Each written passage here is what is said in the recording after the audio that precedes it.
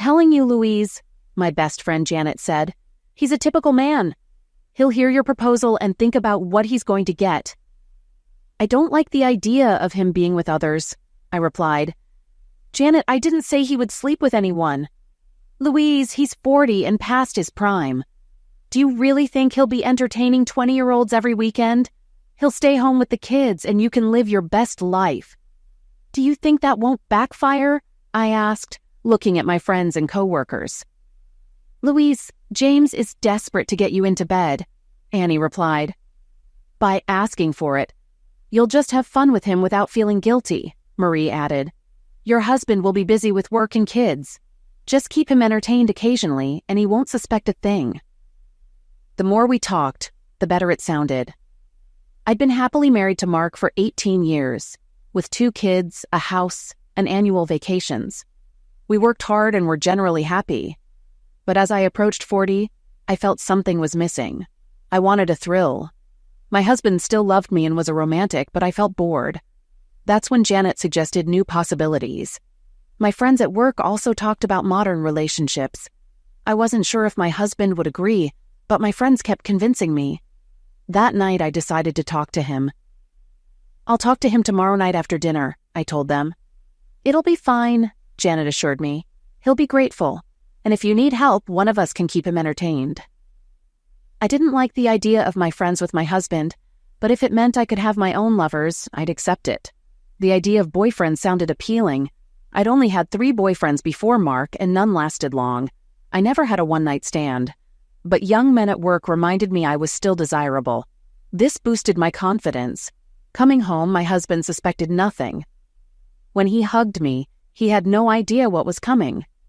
I worried about the outcome and shed a few nervous tears. The next day was Sunday, and we always did something fun as a family. However, our teenagers preferred their friends' company. Dinner was disappointing as the kids were on their phones. Don't worry, honey, the only thing distracting me is you, my husband said. I felt guilty, knowing what I was going to ask him later. Dinner went as usual. Mark enforced a no-phones rule, which the kids eventually appreciated. After dinner, I told the kids, I need to talk to your father, it's not for little ears. Are you having another child? Our daughter asked excitedly. No, nothing like that, I said, seeing curiosity on my husband's face. It's important. He didn't know what to expect, but poured us both a glass of wine and sat across from me, silent but attentive. Though usually an extrovert, he could be quiet and thoughtful, living by the motto, be silent and be thought a fool, speak and remove all doubt. I gathered my thoughts. Are you happy? I asked. With what? He replied. With everything. Our life. I have a loving wife, 2 great kids, a nice home. We live comfortably and have good careers and friends. We're doing well. I'm glad you think so, but I'm bored. Mark was silent for a minute, then said, You're bored? Yes, I love you, but I need more excitement. Am I not enough? It's not about you, Mark. It's about my needs. I tensed, sipping my wine.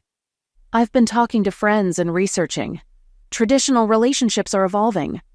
Don't give me that newfangled nonsense, Mark said. Just tell me what you want. I want an open marriage, Mark. I want us to date other people. His face changed, anger flashing in his eyes. He gripped his wine glass tightly.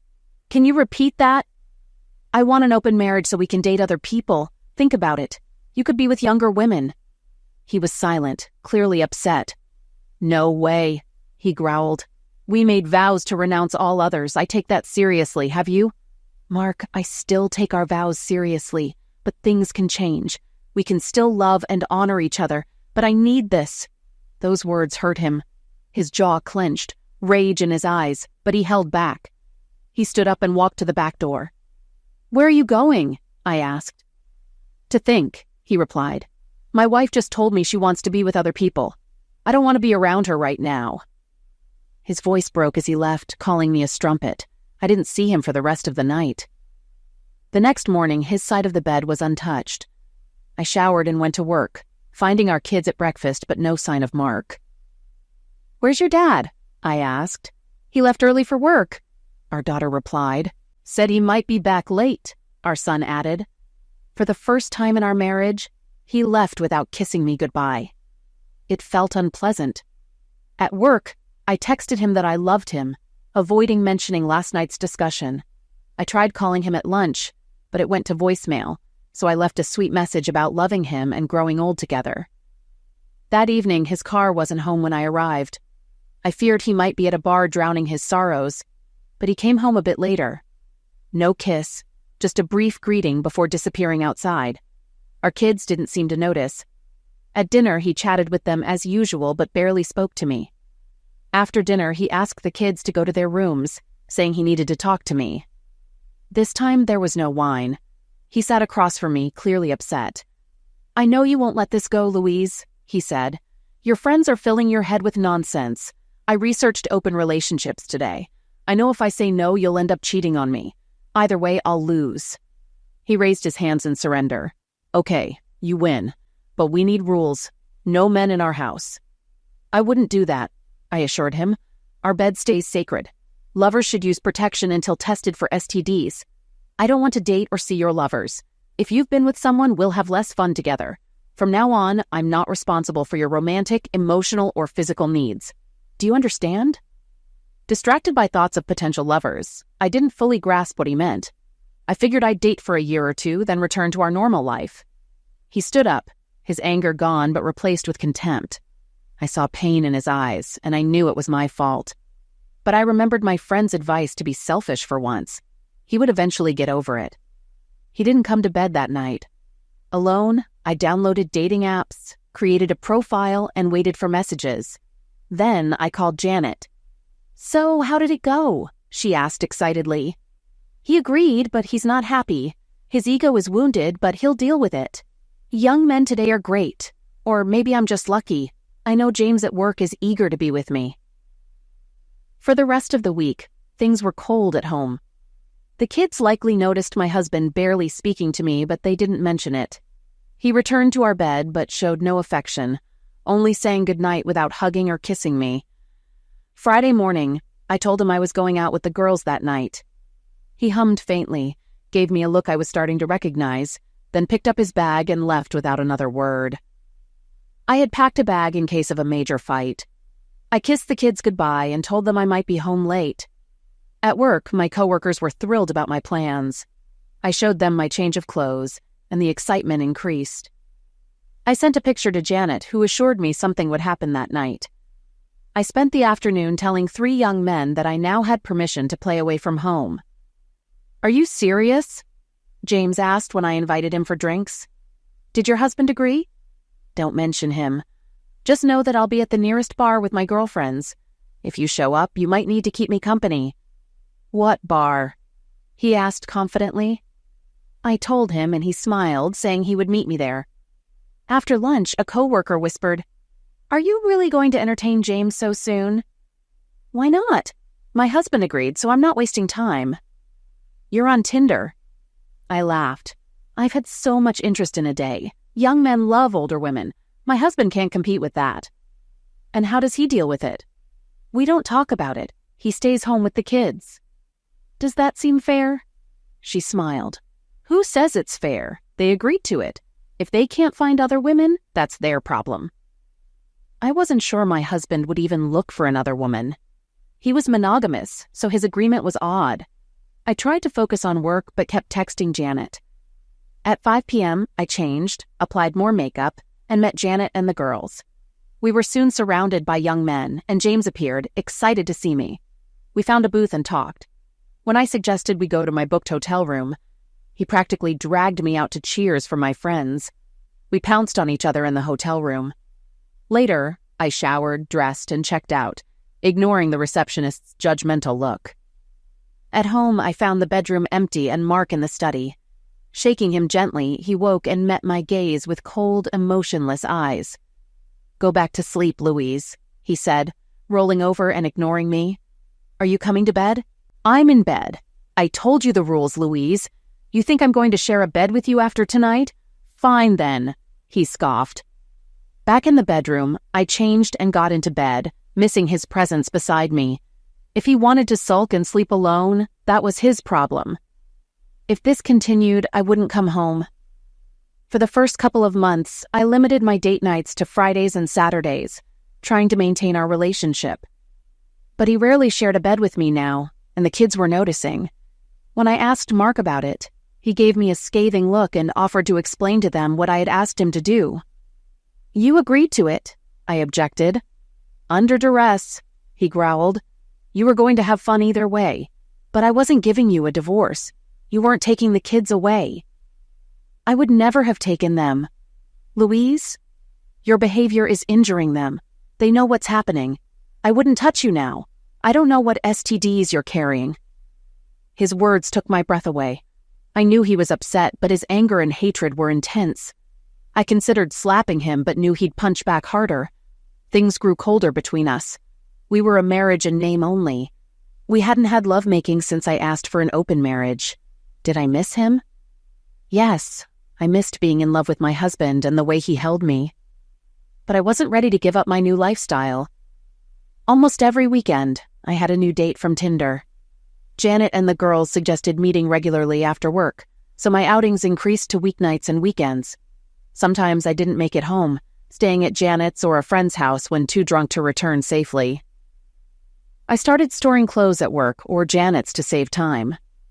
After 6 months, there were weeks I barely went home. I was living my best life, but didn't realize the damage I was doing to my marriage and family. I'll be honest from the start. The night my wife asked for an open marriage, my love for her died. Some may wonder how I could fall out of love after 20 years, but betrayal and disrespect can do that. With a few words, she trampled our vows. It felt like an excuse to cheat guilt-free. As I cooled off outside, I knew I had to handle this calmly. It was clear her friends had coached her. I needed to talk to someone. I called Emily. "Hi, Mark." "Hi, Emily." "Okay, what's wrong? We've been friends for 35 years. You can't fool me." Everything came out, all anger and hatred. I hated my wife because she ripped my heart out. I don't remember my exact words, but it wasn't pleasant. "Are you sitting down, Mark?" "No." "Sit down, I'll tell you what to do. This won't be like my situation with Adam. You have to play it differently. Rely on me." "What should I do?" "Part of me wants to walk away, but I can't leave the kids. And custody battles rarely favor men. I'm not going to be a part-time dad. Stay married out of convenience. Turn off your emotions. Don't be her shoulder to cry on. The thought of making love to her after she's been with someone else is sickening." "Exactly. Cut yourself off from her emotionally, but keep the house and kids. Focus on yourself and them. Go to the gym. Find hobbies. Reconnect with friends. Most importantly, be there for the kids. They'll understand what's happening. She'll focus on her own needs and may eventually leave." "What if she falls in love with someone else?" "Then she'll have to choose. Stay with the family in name only, or leave." "Part of me wants to leave now, but I want to stay with the kids." "Use the gray rock method. Show complete disinterest in her. Make interactions with you unrewarding. Hide your emotions and keep conversations short and direct." "Will it work?" "Probably. Her request shows disinterest in you and the family. Focus on the kids. If you divorce, wait until the youngest is 18. Live as neighbors if necessary." "Thanks, Emily." "Always here for you, Mark. Focus on your kids and yourself. Will you forgive her?" "No, we'll divorce eventually. For now, we'll just be roommates." "That's a good mindset. Don't do anything stupid." "I won't. I'll protect myself." "Where will you sleep tonight?" "Not in the marital bed." "I'll visit you soon. You'll need friends for what's ahead." "Thanks, Emily." "One more thing, Mark. I know it's tough, but you need to take advantage of this. Women will love you. You're successful, trim, and handsome. You're a great father. Go on dates." "I'm not sure. Just think about it. You deserve happiness too." Going gray rock was hard, and I'd snapped at Louise more than once. Each time I berated myself. But she got what she wanted, so what did she care? The first night she stayed over with someone else nearly liquidated me. She even had the nerve to ask me to join her in bed. I barely restrained myself from spewing my thoughts. Any residual love for her died that night. I'll always care for her as the mother of our children. But the passion was gone. I hardened my heart, preparing for the inevitable. Following Emily's advice, I focused on myself and the kids. I resumed going to the gym, hired a personal trainer, and took up cooking for the kids, bonding with my daughter. When Louise started disappearing on weekends, I sought help from my younger sister. She ragged on me for putting up with it, but understood when I explained it was for the kids. "You should just leave with Emily," she said. "She's the one you should have married." I muttered, "Best not to know," when she asked about Louise's whereabouts. "When was the last time you did this?" she asked. I'm not in the mood to talk about it. Emily suggested finding a pretty girl for one night. My sister laughed. "At least 3 of my friends still hold a candle for you. The gym sessions are paying off, right?" I feel more fit than I have in a while. When I work the bag, I imagine her or her boyfriends. As long as you don't slap her. When was the last time you two talked? Last week at dinner. We only discussed the kids. She spends all her time on her phone. I saw 3 dating apps with dozens of messages. I don't care anymore. She's my wife in name only. An absolute strumpet, my sister muttered. I agreed, but didn't say it out loud. Emily was the one person I relied on most. The kids adored Aunt Emily. As their mother faded from their lives, they appreciated Emily's presence, especially my daughter. Emily and I spent many evenings together, sometimes cuddling, but not more. "Daddy, why do you put up with this?" my daughter asked one night at dinner. Louise still came home occasionally for dinner, but didn't notice I'd moved most of my stuff out of the marital bed. "Yeah, kids at school teased us, but we went along with what they called Mom," my son added. "We're not the only kids with divorced or weirdly married parents." I sighed, glancing at Emily, who gave me a reproachful look. "Did your mom ever explain what's going on?" I asked. "Not really. She just said things might change in the future," my daughter replied. "Dad, we're not little kids. We know everything from the internet. Just tell us," my son said. "We won't judge you. At least you're here." I can't remember the last time Mom said 3 words to me.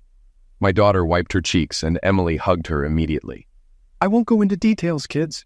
Your mom changed our relationship, and I agreed because otherwise we would have lost the house." "And you? Do you still love her?" my daughter asked. "No," I answered bluntly. "My love for her died when she made the request and completely when she came home late after her first date." "Does she even love us anymore?" my daughter asked, holding back tears. Emily hugged her tighter and looked at me. "Of course she loves you," I replied, but I felt like I was lying. "Funny way to show it, Dad," my son remarked. "I realize it's partly my fault. Look, kids, all I can do is continue to be the father I've always been. I'll always be there for you. You can count on me." "My sister is helping too," Emily added. "I'm here for you as well." My daughter hugged her tightly. Emily's eyes sparkled. She had wanted children but never had any. "We like you, Emily," my son said with a smirk. "You make Dad happy. He's smiling again." My son made me blush. Emily smiled at me, a knowing smile. A few months passed quickly and our lives changed. I built an addition to the house as my private space, a bedroom, office, and living area. The kids loved it and we could all play together. When I worked from home, they kept me company. When Emily visited, we had our own space. I avoided my wife when she was home and we only communicated through texts. I didn't care what she did for a living. Her paycheck still went into a joint account, so bills were covered. I slowly removed her from my life, including as a beneficiary on life insurance. This was for my children's benefit. Emily stayed over often, but we weren't carnal. We slept in the same bed, but she understood I wasn't ready. I still wore my ring, feeling like I was still a husband. Emily didn't pressure me. She just held me and whispered that she loved me and would wait as long as I needed. "She's a fool," Emily whispered one night. "She has no idea what she's thrown away, and you still have to go on dates." "I'm a patient woman, Mark," she added, smiling. I confess, once given the freedom, I went a little wild. I had always been a faithful wife and mother, dedicating nearly 20 years to my family. It was time to live a bit for myself. Yes, my husband did the same, and he could take advantage of our open relationship too. He agreed to it. He could have said no, and while we might have argued, I would have understood. Deep down, I know I would never have cheated on him, but I did go a little crazy with Tinder dates. Not all were successful, but many young men were eager to take me to a hotel. Time flew as I lived life to the fullest, while still keeping up with bills and staying in touch with the kids. My husband avoided me at home, and we barely spoke. Realizing how much I missed out on my family hit me when I tried to spend a weekend at home. Conversations with my husband were like talking to a brick wall, only discussing the kids. I missed him and the kids, but was also having too much fun to stop. "Hi," I exclaimed as I walked through the front door. "I'm home." The lights were on, but no one responded. In the kitchen, my husband and 2 kids were having dinner, with Emily there too. I knew she had been friends with my husband since childhood. Approaching them, I stopped meeting my husband's gaze, realizing he still looked at me with disdain. "What are you doing here?" our daughter asked, her tone harsh. "I'm here to spend time with my family." She scoffed, meeting my eyes and smirking. Our son grinned and turned to Emily. "Is there room for me?" I asked my husband. "No," he replied, emotionless. I noticed changes in the house. The living room looked like a museum, the kitchen was painted, and photos of us were missing. In the bedroom, it was clear my husband hadn't used it in a while. Opening double doors, I saw a large living space with a sleeping area and entertainment center. "What is this?" I asked. "My part of the house," Mark replied flatly. "And why did you build it? Why didn't you tell me?" He remained silent, but his eyes said it all. My kids smirked, and Emily held his hand under the table. "Why are you here, Mom?" our daughter asked. "Aren't you supposed to be on a date with one of your boyfriends?" I turned to my husband. "Do they know? Did you tell the kids about our arrangement?" "They've been asking where you've been. I told them." "I won't lie to our kids for you. It was your decision." "You've hardly been home for months," our son added. "I'm surprised you're even here." "Why are you here?" our daughter repeated. "We were having a nice dinner until you made it awkward." I looked at my husband. "Are you going to fix our kids' attitudes, Mark?" "No," he said, not looking at me but at Emily. "Our kids are teenagers and entitled to their opinions. Do you even know how old they are? You missed my birthday," our daughter declared. "And you missed my team winning the grand final," our son added. They finished eating, and Emily, without a word, motioned for them to go to the other room so I could talk to my husband. I'm pretty sure I stood there, opening and closing my mouth as Mark got up, pulled a beer from the fridge, and leaned against the counter, sipping for a minute or two before asking, "Why are you here, Louise?" "I wanted to spend time with my family this weekend." He looked away, then nodded. "Good luck with that. I'm busy tonight and this weekend. As for the kids, you can always ask them." He turned to face me. "Remember the agreements, Louise? I don't care what you're doing now, but you can try to talk to the kids if you want. Just don't hold your breath." After 5 minutes of talking to them, I realized neither wanted anything to do with me. Sighing, I went back to the bedroom, feeling alone in my own house. "Okay," I muttered. "If that's the way it is, I'll just leave. See you later." "Probably not," our daughter replied sarcastically. I grabbed my bag, hurried out, and slammed the car door, hitting the steering wheel in frustration. Tears flowed as I blamed everything on my husband, until I remembered his look when I first made the request and the night I came back from my first date. That look of indifference chilled me. I wondered if I had ruined everything that mattered. Had he been right? Had my friends led me astray? Maybe their husbands would have tolerated it, but Mark was always proud. Realizing the truth of our agreement, I cried harder. He had completely disconnected from me. We were married only out of convenience, and I doubted we'd ever go back to the way things were. I couldn't turn to my friends. They'd be to blame for my marriage's collapse. Driving aimlessly, I eventually parked at a bar. Inside, I ordered a drink, which soon became 2 and 3. "Is this seat taken?" a kind voice asked. A man looked at me. "No, it's not taken," I replied, sniffling, "but I'm not sure I'd be good company." "Maybe you need some company. It's not nice to see a woman sitting alone looking lonely and frustrated." He sat down, bought himself a drink, and offered to buy me one. "Need someone to talk to?" "I'm not sure you'd want to hear my story." "Is it that bad?" "The more I think about it, the more I wonder if I've ruined everything." He held out his hand. "I'm Tom, and you are?" I took his hand. "I'm Louise. Now we're no longer strangers. Someone or something has broken your heart." "Are you sure you want to hear about this?" "I'm in no hurry." I told him the general story, and he listened, nodding and understanding. When I finished, he ordered another drink for us. "Do you want to maintain your relationship, Louise?" "Honestly, I don't know if my husband will ever get our relationship back on track. He's just angry with me. How can you fix anything if he won't talk to you?" I just want my husband to love me again, I whispered. These other men don't love me. It's just a distraction. After more drinks, I couldn't drive. Tom suggested I get a hotel or I could go home with him. I live alone and have spare bedrooms, he said. I don't expect anything, Louise. I agreed. Tom called a cab and I grabbed my overnight bag from the car. He lived on the other side of town. Once inside, he showed me the house, including the bedroom I would use. We had a nightcap on the couch, sitting next to each other. You're a beautiful woman, Louise, he said softly, putting his hand on my thigh. Ever think about finding one or two lovers who make you feel special? I don't want to fall in love with someone else, I replied. You can love more than one person, he said. I smiled, finding him very handsome and different from my husband. I'm not here to tell you how to live your life, Louise. You know almost nothing about me. The next morning, I put on spare clothes and met him in the kitchen. After greeting me with a kiss on the cheek, we ate breakfast and got to know each other.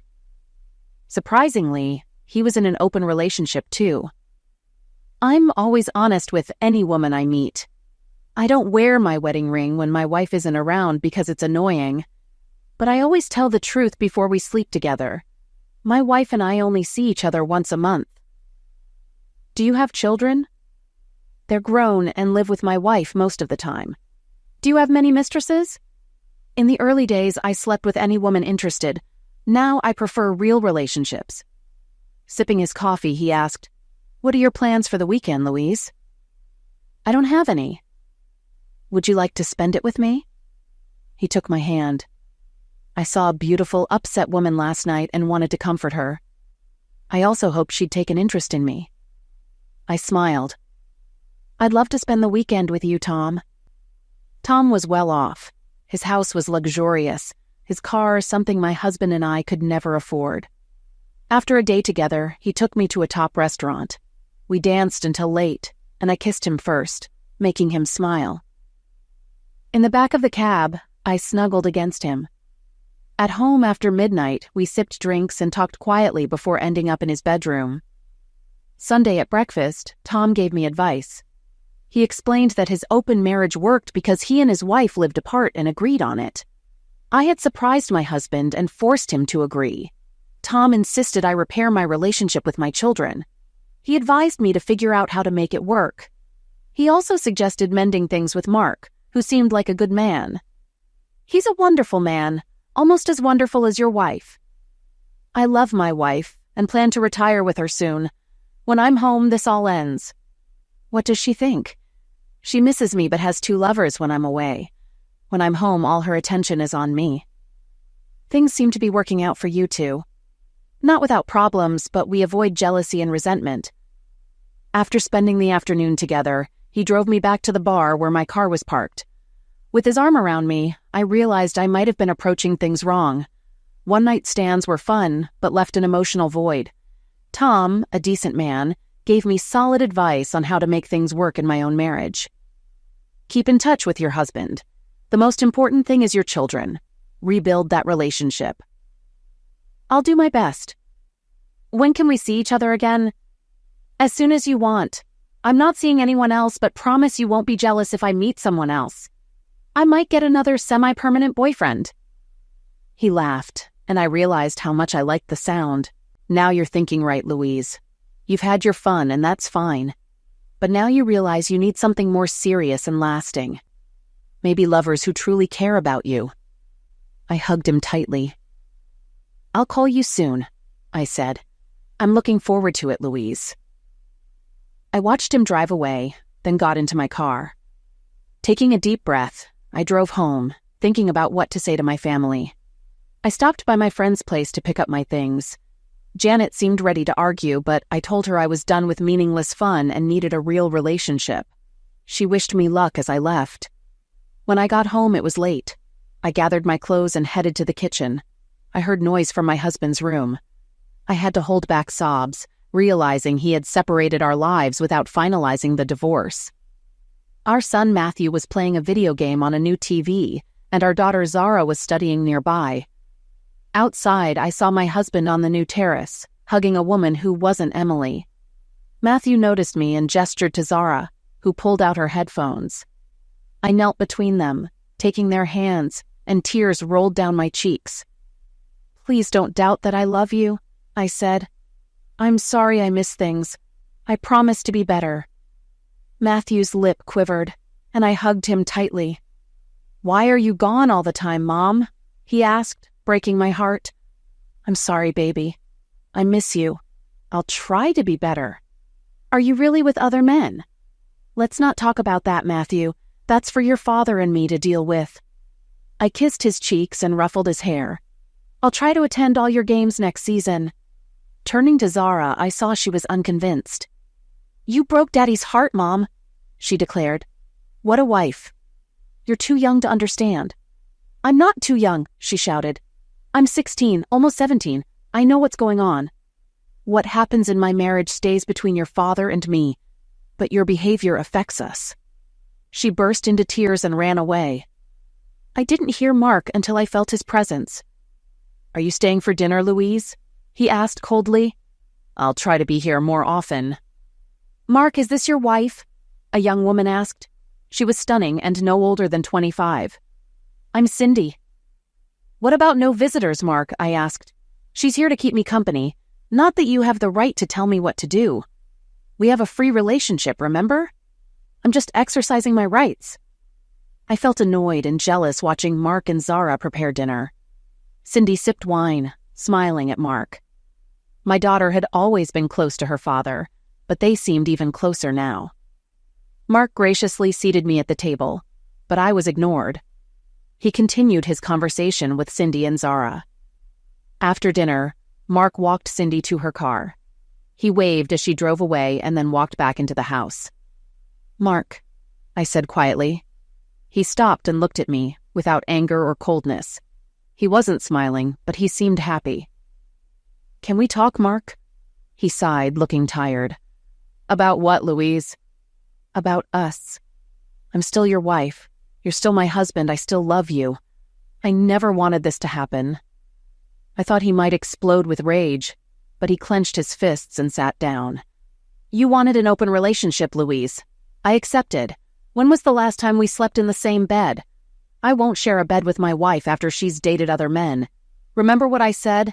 No emotional support, no physical support. If you want love and affection, find someone else. This is what you wanted. I was happily married. Now I'm married in name only." "Who is she?" I asked. "You brought another woman into our home?" "We never did anything here," he said bluntly. "And who she is none of your business. I don't care who you're with, and who I'm with is none of your business." He stood and looked at me with pity. "Everything that happened is a consequence of your decisions, Louise. I warned you. Be careful what you wish for. You got what you wanted but didn't care about the impact on our family." Later, I was watching TV in the living room when my son appeared. I patted the seat next to me and he sat down.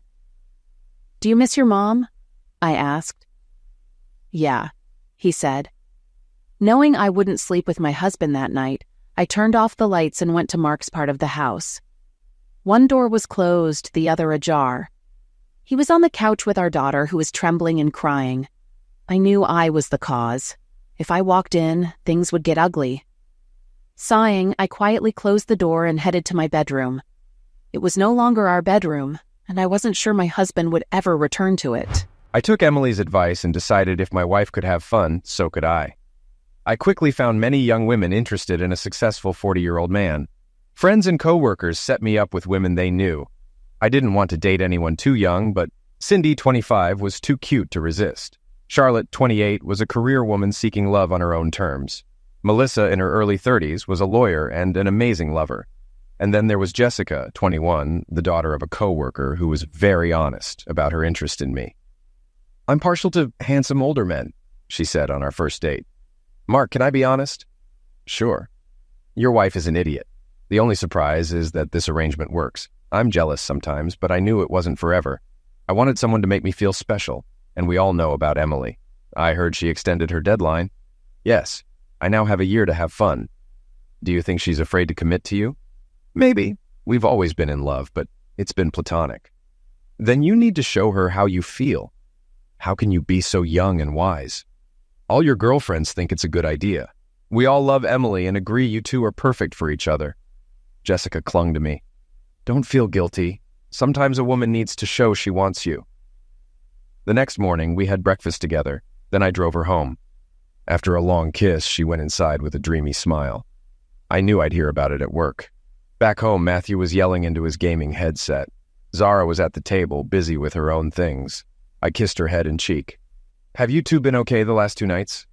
I'm 16, Daddy. I can take care of myself. And your brother? He hasn't been too intrusive. Any sign of your mother? Not since Wednesday. Fair enough. What do you want for dinner? We had dinner together. Matthew ate quickly and returned to his game. Zara grinned at me as we cleaned up. I grabbed a beer and went to the deck. Zara joined me, settling on my lap. Daddy, are you happy? Depends. Am I happy with you? Yes, I love my children. Am I happy with my current situation? No. Am I happy with my personal life besides your mother? Yes, quite content. I think Mom has a boyfriend now. Good for her. You really don't care, do you? No, honey. We live separate lives. The only things we share are you two, some finances, this house, and a piece of paper. You two were never meant to be involved. I assumed your mom's disappearances would be noticed, but I wouldn't lie for her. I tried not to do the same, but she flaunted it, almost like I couldn't do the same. You've met some beautiful women, Dad. Yes, I have 4 beautiful women who know I'm married. They know it's not forever. They know I'm not leaving my marriage because of Emily. Daddy, are you in love with her? Zara whispered. She rarely called me Daddy now, only when she wanted to say something important. I pulled her closer, pondering her question. Emily is my best friend, Zara. She's been by my side longer than anyone. I've helped her through breakups and even fought guys who mistreated her. Sounds like love, Daddy. Your mother took my love for granted. Emily never did that. We've never been in a relationship, but I can rely on her more than anyone. Your mother knew that. Emily warned her that if she broke my heart, she might end up wanting to be with me. But are you having fun in the meantime? Emily knows everything I do and even encourages me. That's what friends are for, Dad. But I'll be thrilled when you marry her. Wait, what? Did she say something? No, but you deserve to be happy, and Mom hasn't made you happy since she made that request. Are you going to divorce her soon? No.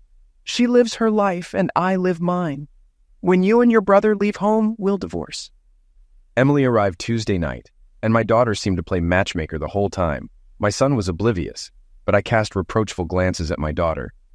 After they went to bed, Emily snuggled up to me, wrapping her arm around my waist. She started giggling.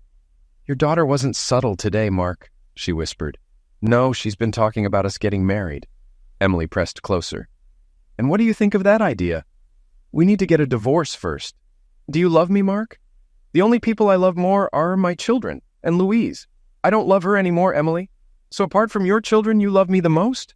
Yes, I loved Louise more once. We dated, married, had kids, and built a life together.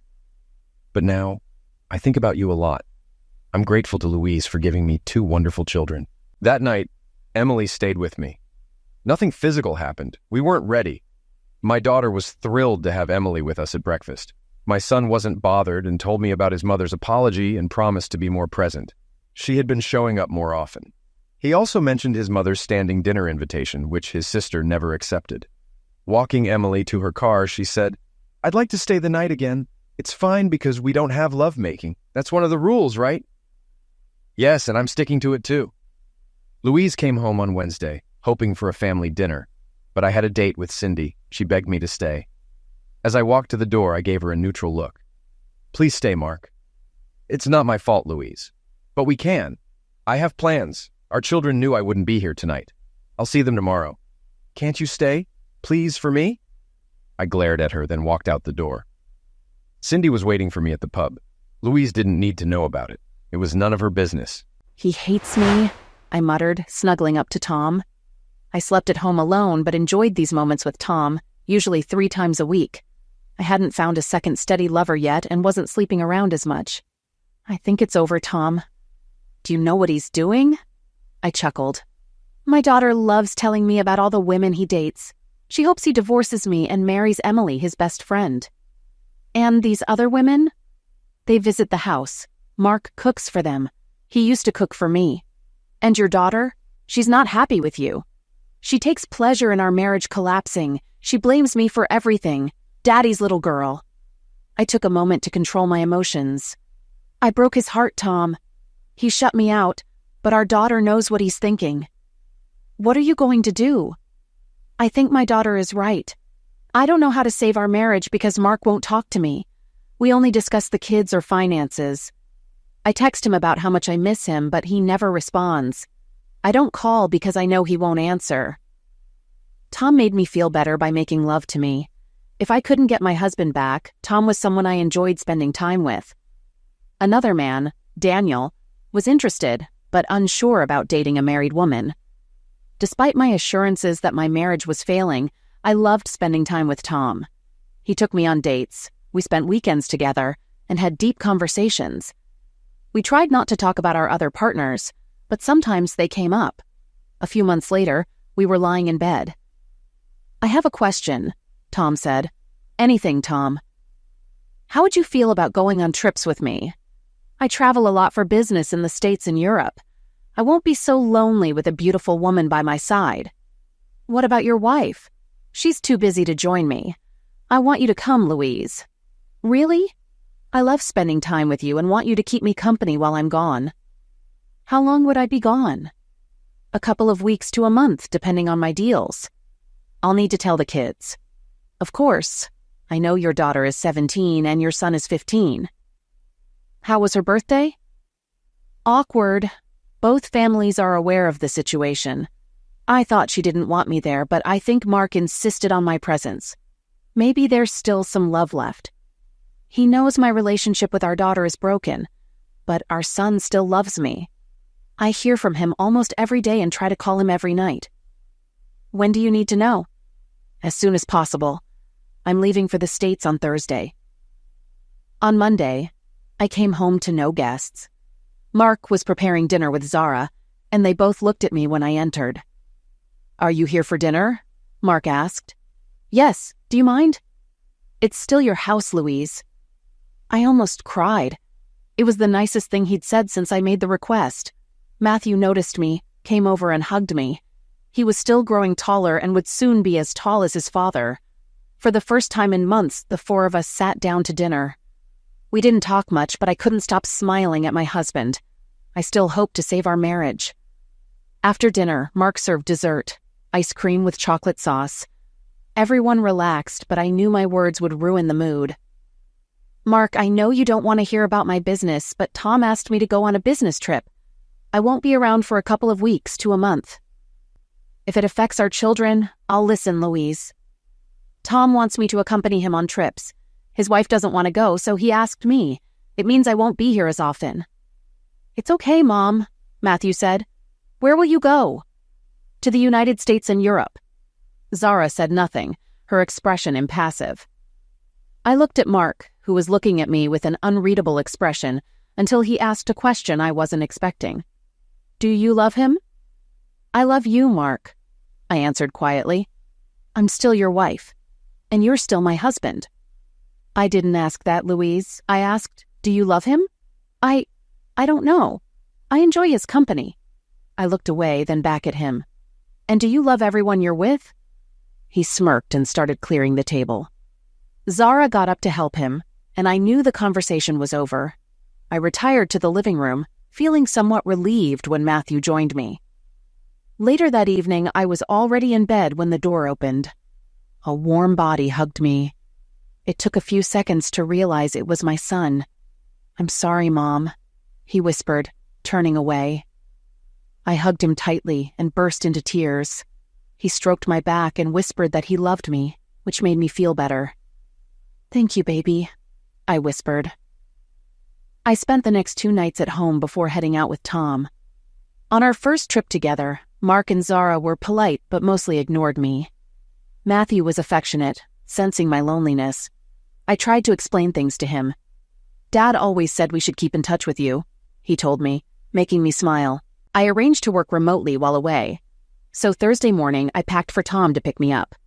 When I got downstairs, Mark had left for work. The kids were having breakfast. Zara barely said 2 words to me, which I expected. As she was leaving, I asked if I could hug her. She softened a bit and hugged me briefly. "I really love you, Zara," I whispered. "You're my firstborn." She murmured that she hoped I had a good time and left. Matthew hugged me and asked me to take pictures if I was sightseeing. Tom picked me up a few minutes later. Over the next few months, I traveled a lot with Tom, to North and South America, Asia, and Europe. He paid for everything, and I was introduced as his partner. I developed a crush on him. He was romantic and generous. One day I was checking social media and saw what I'd been missing. Mark didn't block me and used it to update family and friends. Seeing pictures of him and the kids in New Zealand, I felt hurt. Neither Mark nor the kids had mentioned it. Seeing Emily in many pictures stung the most. After lunch, Tom found me crying. He hugged me and checked my phone. "I feel partly to blame," he said. "You're spending a lot of time with me. Maybe you want to stop traveling for a while and reconnect with the kids." "Are you sure about that, Louise?" He smiled at me. "I love you, Louise." That made me smile. We had expressed our love on our first trip, but I couldn't imagine leaving my wife. Introducing your children to me would be... I'm not sure. After returning home, I tried to spend more time at home and with Tom. It was hard to corner Mark, but one evening I did. "You took the kids to New Zealand," I asked. "Why?" "I wanted to give them a vacation. They hadn't had one in years." "Why exclude me?" "Because you were with your boyfriend at the time," he replied. "I would have canceled." He turned to look at me. "I'm not going to pretend to be a happy family to fulfill your needs, Louise. I wanted to take our children on vacation. You're too busy jetting around the world with your boyfriend. Emily came with us for company while the kids had fun." "Emily is my best friend and has been my support since this arrangement began. I invited her over for company." "What about Christmas?" "What about it? Are you planning anything? Am I involved?" "That's up to you, Louise." "Mark, if you just talk to me..." His eyes turned cold. "We have nothing to talk about. Since the night you made your request, you've made your thoughts on our marriage clear." "Mark, I miss you. I want my husband back. I can't remember the last time we shared a bed. And it's your fault, Louise. I refuse to be carnal with a wife who wants other men." "But you agreed to it." He chuckled, shaking his head. "You still don't get it. I never wanted this. I wanted my wife to stay faithful. You pushed for an open marriage, so I had to agree or lose you. Either way, I lost. I would never cheat on you, Mark. You were so eager to be with other men. Don't take me for a fool, Louise. You're with other women too, Mark. Don't make this all about me." He stepped closer, his anger melting away. "Your friend Janet put this nonsense in your head. Do you know her husband finally kicked her out? She partied and brought men home while he took care of the kids." I was shocked. I hadn't spoken to Janet in months and never expected her to be so disrespectful to her husband. I realized Mark had probably figured everything out from the start. "I don't know what they'd say." "Louise," he said, emotionless, "you took advice from people who destroyed our marriage. There's no going back." He stepped forward again. "Why did you do it, Louise? Was I a bad husband or lover? Did I make you unhappy?" "I was bored." "Not good enough. Boredom isn't a reason to tell your husband you want other men." I met his gaze, my eyes filling with tears. I couldn't explain without further destroying our marriage. I'd realized I'd made a selfish request, forced him into something he hated, and listened to bad advice. My friends made dating seem exciting, and I found that attractive. They filled my head with stories of advantages and opportunities in an open marriage. And what did they say about the husband who had to deal with that? I lowered my head. Janet said it was never fair. "I never wanted anyone else, Louise," he said sadly. "Until that night, I was a happily married man. Your request showed complete disrespect for me and our marriage." I sighed. We hadn't spoken like this since the night he agreed to the arrangement. I knew this was the end of our marriage. His love for me had faded, at least as far as being my husband. "What do we do, Mark?" "Keep this arrangement until the kids are 18. Then we'll decide." I burst into tears, and to my surprise, he put his arms around me, breaking me completely. I collapsed against him, clinging tightly. I knew he didn't love me, but he probably still didn't want to see me cry. The love was gone, but so was the hate. "We'll spend Christmas together, Louise," he said. "But I'm living my own life now. Our marriage is practically over. You should realize that by now. You're trying to hold on to something that has withered and died. Even if I stop everything, you're different now, and so am I." "I don't want to lose you, Mark. You're my husband, and I still love you." He sighed but didn't let go, gently caressing my back. He remained silent, knowing the truth already. I knew what he was thinking and what he would eventually do. I couldn't hate him for that. Finally, he let go, giving me a chance to wipe my eyes. I met his gaze. There was no warmth, but he understood my emotions. "Do you want some dinner?" he asked. I almost cried again. It had been too long since we had dinner together. We cooked something simple and filling. The conversation was awkward and some topics were off limits, but after a couple of beers we started reminiscing. "Where are the kids?" I finally asked. "Zara is out with friends. Matthew is at a sleepover. I was just enjoying a night alone." "It's okay, Louise. I think we needed this conversation." "Zara hates me." He shook his head. "No, she doesn't hate you. She's Daddy's little girl and doesn't like that her mom has a boyfriend." "What does she think about Daddy having a girlfriend?" He chuckled. "I think she's a little jealous. She's felt neglected." "Do you love Emily, Mark?" "You know I love Emily. She's been my best friend most of my life." "Are you with her now?" "No. She's been there for support. She won't be with me until we're divorced." I couldn't hold back the tears. "Are you serious about this divorce? Are you happy in our marriage? This is the longest conversation we've had in a year. I wish things were like they were before, but you can't turn back time. What's done is done." He invited me to have a drink in his cabin. It was decorated with love, warm, and the kids loved spending time there. We shared a bottle of wine, talking about the past. The next morning, I woke up in his arms. I realized I'd had too much to drink. Disappointment set in when I realized nothing had happened. Mark opened his eyes and smiled. "Apparently, we had a bit to drink last night. We're still dressed, so nothing happened." "Mark." Snuggling closer, I asked, "Would you be interested? When was the last time you did it?" "Over a week ago." He raised his eyebrows. "I've never stopped finding you attractive, Louise. You're still a beautiful woman." "Do you mean that?" "Of course. I'm not going to lie about that. Mark, I know you don't particularly like me, but would you entertain your wife? We haven't done anything in over a year. I miss being with you." He sighed and pulled me tighter, whispering he was sorry. I whispered back that he should never apologize. He had closed off a part of himself from me, and he couldn't give me that part anymore. "Thank you for telling me I'm still beautiful," I whispered. He disappeared to take a shower, then got dressed and had a quick breakfast. As he was leaving, I asked for a hug. He put his bag down and hugged me tightly for the first time in a year. In a way, it was a symbol of the end. One last hug before he left. But I knew one day we would hug for the last time before our marriage ended. "I love you, Mark," I whispered. "I've never stopped loving you." He didn't respond. I followed him to the driveway, watching him get into his SUV. I couldn't resist waving, and he honked before driving away. "You're 18 now, Zara, and Matthew is 16. I think it's time." "Are you finally going to divorce her?" "You shouldn't be so excited, Zara. Dad, your marriage has been a sham for too long. You deserve to be happy with someone who loves you. I'll let Matthew know, and when your mom gets back, I'll give her the paperwork. I'd prefer a joint application to make it faster. Your mom knows I want a divorce, so this shouldn't be a shock." "Did you tell Emily?" "Yes. She wanted to wait until we were divorced, but we've waited long enough. I'll discuss living arrangements with your mom." Louise hadn't lied to our son about Tom. She spent time with him when he traveled, but was home when she wasn't away. We spent Christmas together, almost like old times.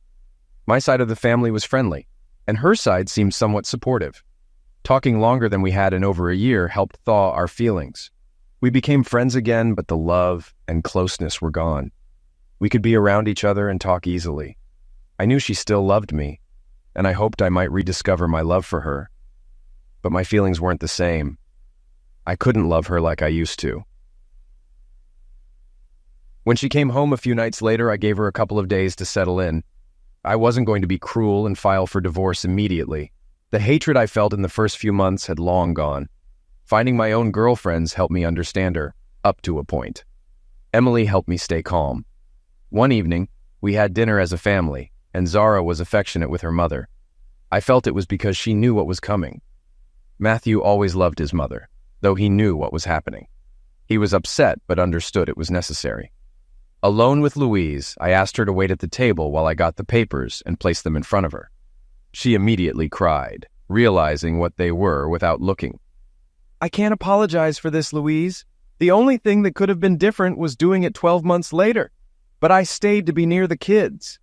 After I stopped hating you, I didn't mind sharing a house. We never brought lovers here and never flaunted our relationships." I took her hand. "Read the papers. If you agree, we can file them as a joint application. Zara is 18 now, so she's not considered a child. Matthew is 16. I think he should stay here until he's 18. What do you want to do?" "That's up to you, Louise." I made sure she was looking into my eyes as I added, "I'm going to be with Emily after the divorce. I'll propose to her and likely move in with her. As for this house, you can buy me out, or we can sell it." "Are you going to stay here?" "I don't plan on leaving yet, Louise. Our children are grown and it's time for us to move on." "I never wanted this, Mark," she whispered, wiping her cheeks. "I know, Louise. You wanted it to be short-term, but it lasted. I've told the other women I'm divorcing you and moving on with Emily." My words hurt her, and she cried harder. I continued to hold her hand. If this was a year ago, I would have said things that would have broken your heart even more. I don't want to do that now. I want to end our marriage on good terms. Emily warned me about breaking your heart. She always looked out for my best interests. "Can we stay friends, Mark? We're already friends, aren't we?" She smiled. "We've gotten closer in the last few months than we had in the 12 months after your request. But our relationship isn't what it used to be. We have 2 children, and that will always bind us. When will you move out? I'll coordinate with Emily. If you want me to move out. If you want me to stay, I'll stay. But you'll have to accept Emily visiting and our relationship." "I'm not sure I can live with that," Louise whispered. "Then I'll leave. Emily is happy for me to be with her all the time. She really loves you, doesn't she?" I had no regrets until that night. Marrying you was the best day of my life, equal to the birth of our children. I loved you with all my heart for so long. Go through the papers and sign them. I'll talk to Emily and arrange a moving date." She didn't cry much. I hugged her and stroked her back. I knew I had just broken her heart. She hoped we could save our marriage, but she knew I had talked about divorce more than once. In the evening, after moving to my side of the house, I called Emily and told her I had given the papers to Louise. Emily tried to hide her excitement as she asked when I would move in with her. I knew I would be moving out since Emily owned her house and was looking forward to me joining her. I wasn't bothered by leaving the house to Louise, as I knew she would agree to sell it once Matthew was old enough. The decision lifted a weight off my shoulders, and the tension eased. Louise was upset, but kept her cool. Zara overheard Louise telling Tom she needed some time and had informed him of the situation. Louise disappeared the day I moved in, taking Matthew to her parents. They knew about everything, including our divorce. She signed the papers, and all that remained was the court's final judgment. Emily came over while I was packing. I greeted her with a kiss, and after loading my car with boxes and suitcases, she took a few smaller boxes, insisting that her house would be our home. Leaving the house for the last time, I felt a heavy heart. We had been married for over 20 years, and while we didn't celebrate that anniversary, the house held many good memories. Before leaving, I wrote Louise a short letter to make her smile. I no longer felt hate or bitterness. It was time for both of us to live our lives.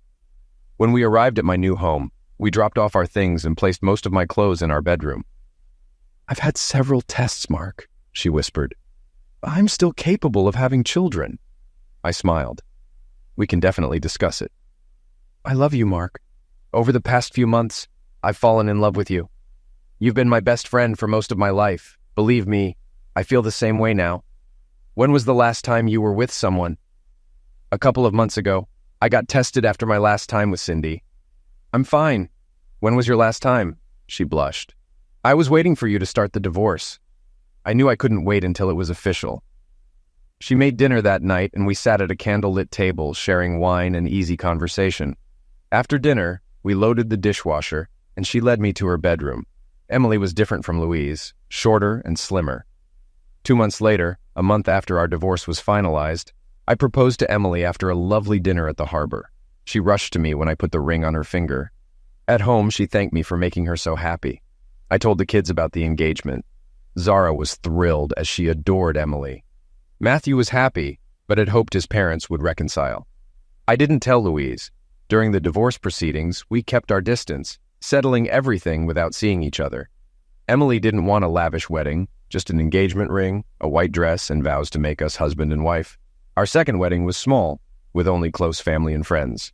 Both my children attended. Matthew was surprised, but accepted the invitation, showing loyalty to his mother. I didn't invite Louise, knowing it would hurt her. By then, we were socializing again, and she had visited my house more than once. Emily didn't mind Louise, but she suggested that my ex-wife lived with many regrets. On our wedding day, Emily was 5 months pregnant. She was radiant, looking forward to becoming a mother, and I couldn't wait to be a father again. Mark found his happiness the day he married Emily. I wasn't invited, and probably wouldn't have gone if I had been. Despite everything, I was happy for them. Emily looked beautiful in the pictures. I had hated her for a while after Mark moved out, but those feelings faded after she invited me over and we talked about everything. Marrying Mark had been the best day of my life, matched only by the birth of our children. I regret asking for an open marriage and acting on it the next day. That day, my husband stopped loving and trusting me, marking the beginning of the end. My relationship with Tom slowed down after the divorce. I loved him, but he would never leave his wife. We eventually ended things amicably. Alone in the big house with just my son, as Zara had moved out for university, I felt the weight of my decisions. Zara blamed me for everything, but still visited on weekends. It would take time to fully mend our relationship. Finding love again was hard. Men like Mark and Tom were rare. With Mark, I ruined a beautiful marriage, and Tom was a good-hearted man who never wanted a full commitment. I dated occasionally, but found most men insincere. I was honest about my divorce, which led to harsh judgments and names. Years later, I met John, who seemed like a good match. We dated, and though he was a decent lover, there were no sparks like with Mark or Tom. I decided to settle for companionship over passion. On Christmas Day, I went to John's apartment, finding it empty. I discovered an address and drove there, finding his car and another unfamiliar one. At the house, a woman answered the door. "Hello, can I help you? I'm looking for John." "And who are you?" "I'm his mistress. I'm sorry, but I didn't know he was married." Her eyes darkened. "You didn't know?" "He never wore a ring or mentioned you. I was in an open marriage and never would have gotten involved if I'd known." She sighed, thanking me as John appeared. "Oh, crap," he whispered. "You're an idiot, John," I said. "I never would have been involved if I'd known you were married." Diane, his wife, apologized to me. "I'm sorry, Diana. I've been through this before and had no idea." I looked at John again. "You're such an idiot. And by the way, it's over between us. I never lied about my past or why I got divorced. I know I screwed up, but you're just a cheating piece of crap." Getting back in the car, I refused to cry over him. I felt sorry for Diana and hoped they didn't have kids, or if they did, that they were grown so the divorce wouldn't affect them. He'd probably claim I was crazy or lying, but I knew carnal details about him that only a wife would know. Driving aimlessly around town, I didn't know where to go. The kids were with Emily, Mark, and their families, and I didn't want to intrude, even though I had a standing invitation. I stopped at the house I'd kept after the divorce, but couldn't bring myself to go inside and spend Christmas alone. Sighing, I drove to my ex-husband's home. Mark opened the door, saw me, and hugged me as I cried. "I keep ruining everything," I sobbed into his chest. Unexpectedly, I felt another person hug me. "Stay with us," Emily said. "You're still family, Louise." "Mark." "You were always welcome to join us, Louise. Our children are here and you can spend time with our daughter. I'll introduce you as Aunt Louise." I looked at Mark's face. He hadn't changed much since our divorce and still looked as happy as he did in the early years of our marriage. "Are you sure you're okay?" Both of them held my hands. "We're sure," Mark replied. "It's Christmas, a time for family, gratitude, and forgiveness. I've already forgiven you, Louise. It's time you forgive yourself." My daughter smiled and hugged me as I held my grandson. Mark's parents were friendly as always, and Emily's parents were polite and welcoming. Matthew hugged me for what felt like hours. Spending the day with such a loving family made me smile again. Zara, her husband and child, left in the afternoon, and Matthew left shortly after to see his girlfriend. Both sets of parents left early, leaving me with Mark, Emily, and their 3-year-old daughter. I explained what had happened while we sipped wine. They were sympathetic and understanding. Mark even offered to confront John, which made me smile. I couldn't stay all night, but Emily suggested a place for me to stay. "I'm going to sell the house," I told them.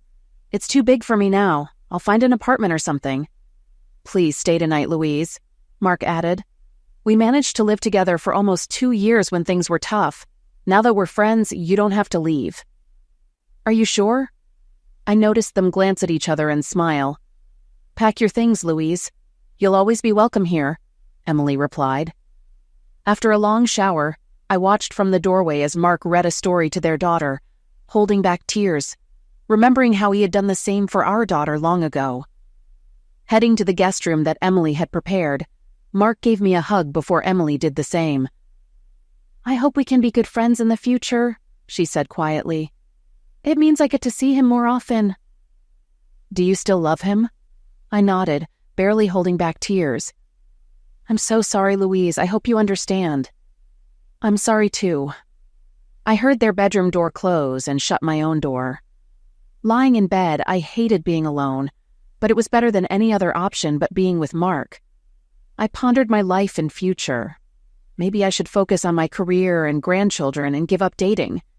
There was no jealousy in Emily. She had the man she wanted, and I wasn't a threat. Maybe I could just be her friend. Tomorrow was another day. Eventually, I would figure it out.